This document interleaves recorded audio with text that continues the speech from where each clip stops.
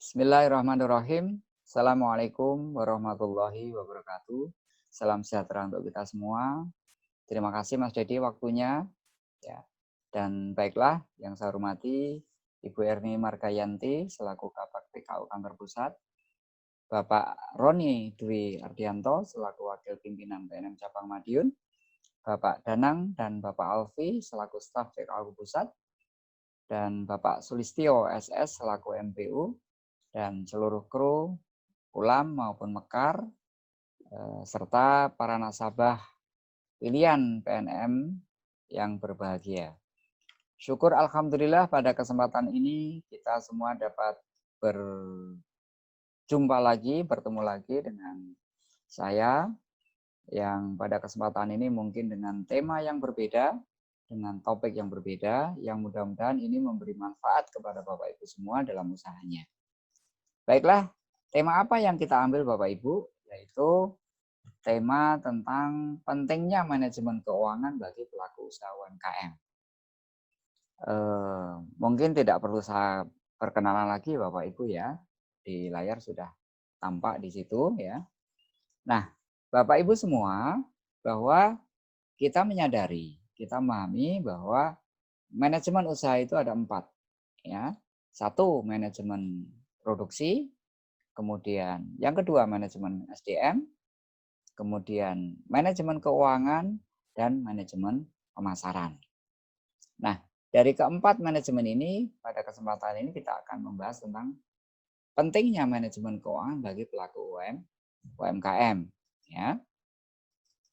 Nah, jadi kenapa manajemen keuangan? Karena hakikatnya Bapak Ibu, manajemen keuangan bagi usaha itu bisa kita jadikan sebagai bahan evaluasi.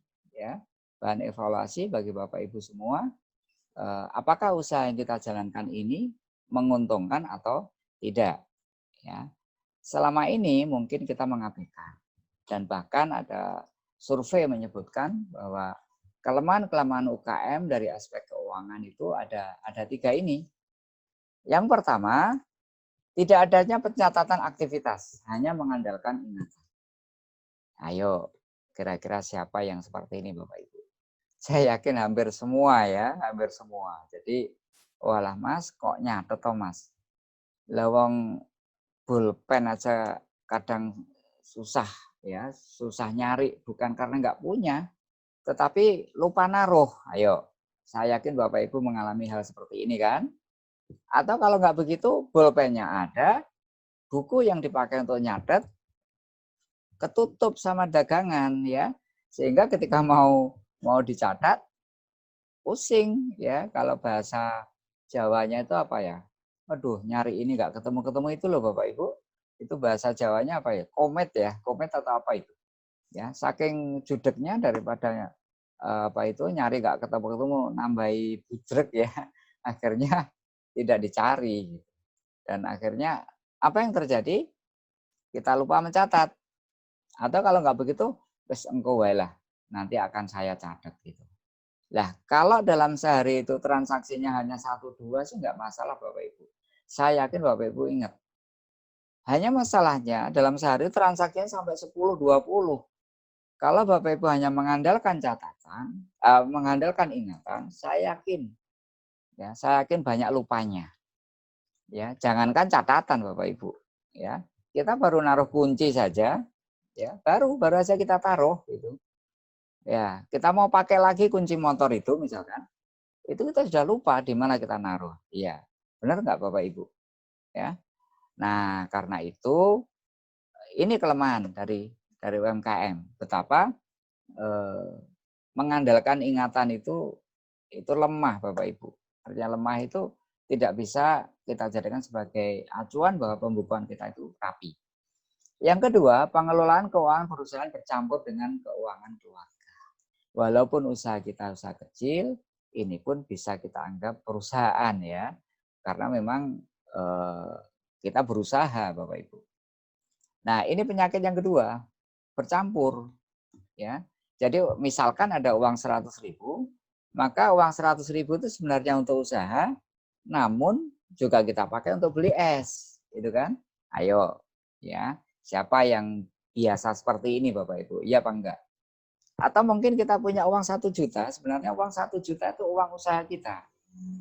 Ya, pada saat kita mau kulaan ya atau membeli bahan baku misalkan, nah di tengah jalan ketemu tuh ya, ada spanduk gede tulisannya sate gulai, terus kita mampir, ya apa enggak? Ya. Nah, ini penyakitnya Bapak Ibu. Ah, ini kan uang-uang kita sendiri, Pak. Masa nggak boleh dipakai untuk beli? Boleh, Bapak Ibu. Itu hak Bapak Ibu semua. Boleh.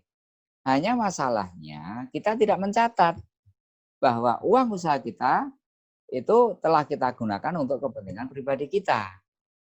Ya kan? Nah, karena kita lupa mencatat, kita tidak bisa mengendalikan. Ada berapa rupiah, ada berapa uang usaha kita yang kita pakai sendiri, ya kan? Sehingga boleh dibilang labanya 20.000, kita beli baksonya karena mungkin anak-anak kita juga ikut 50.000 gitu. Yang penting kan uangnya masih ada, Pak. Iya, memang masih karena uang usaha itu kan campuran dari laba, kemudian apa itu uang pokoknya gitu kan, baik itu untuk beli bahan, untuk bayar listrik, untuk macam-macam kan. Ya memang ada uangnya.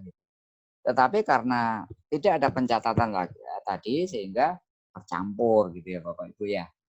Kemudian kelemahan yang ketiga adalah tidak dilakukannya evaluasi kondisi usaha sehingga tidak diketahui tingkat perkembangannya. Ini sebagai akibat dari kita tidak rapi dalam mencatat. Ayo, saya yakin ya, saya yakin ini Bapak Ibu. Ketika Bapak Ibu ditanya bulan ini omsetnya berapa? Bingung jawabnya. Waduh, nggak tahu, Pak. Omset itu apa, Pak? Ya, omset itu adalah penjualan kotor ya dari usaha kita atau pendapatan kotor dari usaha kita. Itu omset, Bapak Ibu. Nah, kalau tidak ada catatan, bagaimana kita mau tahu? Setahun kemudian, ya setahun kemudian kita evaluasi misalkan ada yang mengevaluasi. Bu, bulan Januari, Bu, pendapatan kotornya berapa? Omsetnya berapa? Tidak tahu. Ya kira-kira 10 juta Pak. Atau kira-kira 30 juta Pak. Kira-kira Bapak Ibu. Namanya kira-kira kan bukan sesuatu yang pasti. Ya kan? Takutnya benar 30 juta sih nggak ada masalah. Takutnya hanya 15 juta. Ya nggak? Bulan kedua Februari berapa Pak? Bulan ketiga sampai 1 tahun kita ditanya. Saya yakin kalau tidak ada pencatatan, ini kita tidak akan bisa menjawab. Kalaupun kita bisa menjawab hanya kira-kira. Itu tahun pertama, nanti tahun kedua kira-kira lagi, tahun ketiga kira-kira lagi, tahun keempat ternyata bangkrut. Nah, ini yang saya bilang bahwa tidak dengan itu pencatatan keuangan yang tidak rapi ini kita tidak bisa mengevaluasi kondisi usaha kita. Oke ya Bapak Ibu ya, saya kira itu dulu. Nanti bisa kita sambung ke tema ke materi berikutnya.